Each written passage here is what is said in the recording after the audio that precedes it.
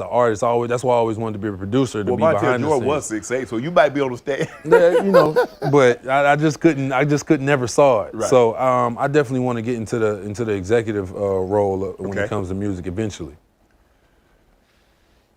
Been a lot of debate.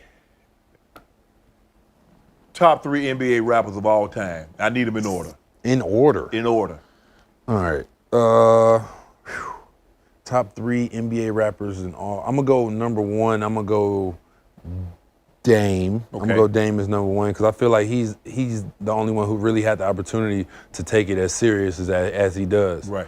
Number 2, I would probably say, I believe AI was a rapper, had a rap song too, right? Mm-hmm. Yeah, so I would say AI number 2, and then I will go Lou Will 3. I'm going to go Lou Will 3. Man, how you leave Shaq out? No, I'm just because you went platinum. He went platinum off fame. I wouldn't say like lyrics. Oh, man. Give me your Mount Rushmore NBA players. Mount Rushmore. How many people on Mount Rushmore? 4? All right, we're going to go Kareem. Kareem, 1. Kareem. We're going Jordan. 2. I'm going to put AI on there. For the little guys. Okay. Because he was a monster at being 6 foot. Like, he was a monster. The heart he had, a monster. And I got to say Shaq, as number 4, just because he was the most dominant big ever, I feel like. All right. JaVale, thanks, bro. I really appreciate having you and your mom on. I appreciate you giving me some time. Congratulations on the gold medal. Congratulations on your 14th year. Mm-hmm. Gonna be in Phoenix. Mm-hmm. Good luck this year. Hope you get a championship. Thank you. Thanks for stopping by, bro. Appreciate the conversation. We see each other crossing paths like, all right, cool, what up? But it's never no real conversation. But the thing about that whole Shaq and the Fool era of when I was on there is I didn't realize what it was doing to my career until I started to move on to other teams. Right. Then I would talk to other coaches, and middle of the year they'd be like, I've always seen that Shaq and the Fool stuff and had a different mental of you. Right. And I never knew, like, you're a smart kid, you're extremely vocal, you're a great basketball player. But it was slowly chipping away at my reputation. Right. As a young 24-year-old athletic basketball player, young, excited, it was just slowly chipping away with every other coach in the league. Like, no, we don't want him. We see what he's doing on Shaq and the Fool. But I mean, if you add any low light of, you can make a low light of Jordan right now, and if you've never seen a highlight of him, you would think he was the worst player in the world. So, I mean, it was definitely a down spiral ever since I went on since that show aired of my career. Right.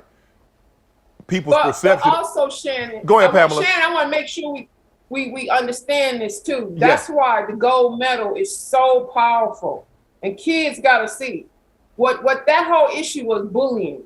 Okay. And we as African Americans, we can play the dozens and all that, but then there becomes the Bible says there's life and death in the power of a tongue. Right. We are taught to uplift each other and speak truth.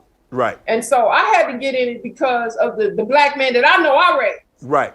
And that, and I'll never let anybody, disrespect and take it to the hood when this is our jobs and we're professional. Nor should you. But the people's perception of you is their reality. If somebody don't know you, what they perceive you, that's who you are. Exactly. And like you said, the coaches had this perception because that's what they saw. Mm-hmm. They didn't know you. Never met Once they get a chance to know you, like, well, hold on.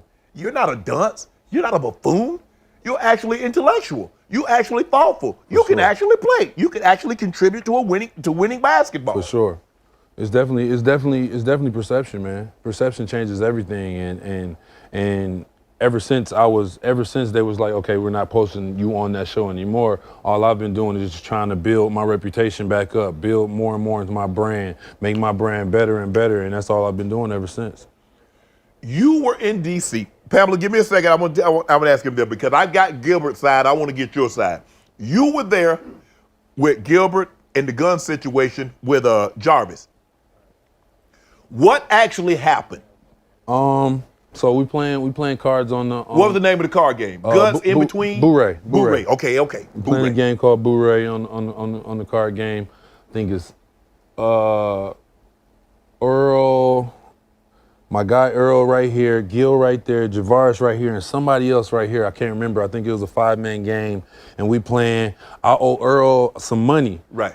and I have like a wad because I'm winning. I have like a wad in my hand. Right. So Earl like, can I get my money? I'm like, I got you, bro. After the plane, bro, or next flight, because that's the rule. You pay next flight. You don't pay right now. Right. That's the rule. Next flight. So I'm like, I got you. You know what I'm saying? Then Javars chimes in. It's like, man, you can't have that money in your hand and not pay him. Why you speaking on another man's money? And then Gil speaks to Javars and is like, why you worried about they business? They ain't got nothing to do with y'all. Okay. So they go at it, words exchange, I'm gonna do this, I'm gonna do that, and then Gil's like, all right, do it, whatever. So we get off the plane, we go our separate ways. You think it's over with? I think it's over. I don't think people are really, you know what I'm saying, doing what they doing. So we get to I don't know if it's the next day or day after, when we get to the locker room. I get in a little bit later than them two got in. So they like, hey man, they tripping. People telling me like they going crazy in there. He brought a gun and brought some guns too. And I'm like, what? So I saw I think one of Gil's that was like a gold one. Right. I was like, Desert Eagle. Desert Eagle. In my opinion, I'm like, this is a nice gun. But as I'm 22, 20, I think. I don't even remember how old I was. Right. I didn't realize the magnitude of what was going on at the time until the media got a hold of it. And I'm like, oh, they might go to jail for this. Had you ever seen two men get into it and guns are actually displayed? No, I never seen that. I've seen guns before, obviously, in like on people in confrontation and shit, but I've never seen it in a professional setting in my life of people actually bringing the guns to each other. And I don't know. But Shannon, and that's go ahead, Pamela. That's the difference between old school teams and new school teams. You know, old school teams, they had issues, but that stuff never left the locker room. Right. Well, old school teams, you just knuckle it up. Old school team, you fight it out, and somebody go win, somebody go lose, and you just keep it moving. Not only that, though, everybody go home, but what I'm saying is anything that went down in the locker room stayed in the locker room. Right. We had kind of a camaraderie, not that we didn't have issues, right? But it never left the locker room. And then two brothers just solved their problem, but it never got to like guns and all of that because it was never that violent. Right. Because, you know, they just... Yes, it should have never been... And if there was an issue, it never left the locker room. Right. Those were the old school teams. Well, it should have never got... I mean, look, it should have never got that serious. I mean, you joking about somebody losing and somebody... But that's how it is. It's not the person that's telling the joke. It's the person that's laughing at the joke that everybody want to fight. Right. Well, why you mad? Why you not mad at him for telling the joke? I'm just laughing. But I don't think what people understand about, you know, Shannon, with professional athletes, you know, money just exasperates who you are. Yeah, absolutely. You know, excuse my French, but if you an asshole broke, you're gonna be an asshole rich. Right. You know, you're just gonna be bigger. You're exactly right. If a person, Jarvis is in jail right now.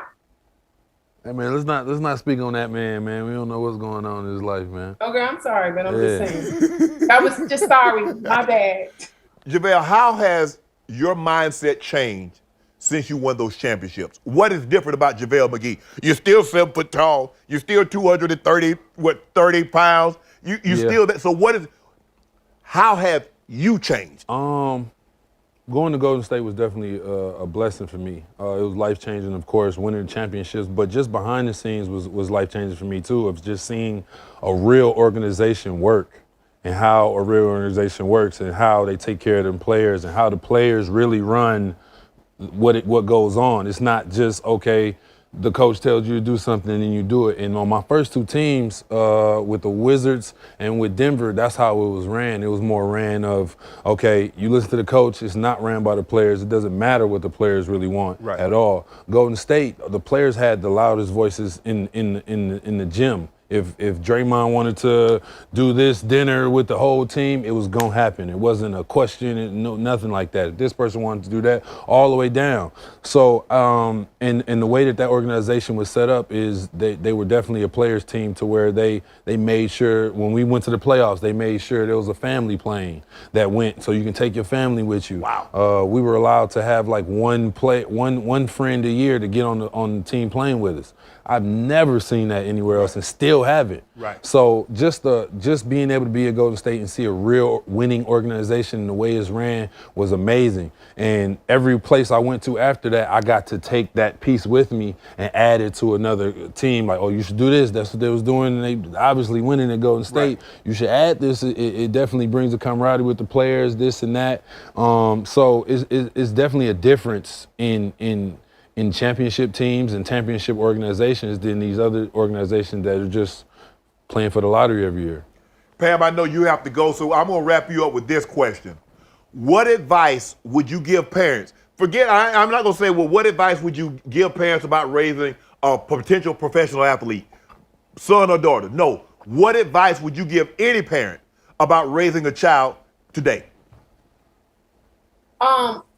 If I had to raise a child today, you got to train children differently. You can't be just do this data. You got to think them. You got to let them, make them think. Meaning, like, you got to say, give me a solution on how to solve problems, because our children are inundated with so much negativity, and there's so much social media, and there's so much you can't control what the internet brings to them. And there's not like the family setting where, you know, our kids went to church and that you got to sit down. If I had kids nowadays, you got to sit down and have a relationship and make sure you create communication when y'all can talk. I tell you, the reason why JaVale and I are so close, because he talked at the age of 2 and 3 in paragraphs, because he was my only English speaking person when I played in Europe. Right. So I never talked to him like a little baby. He was 2 and he would talk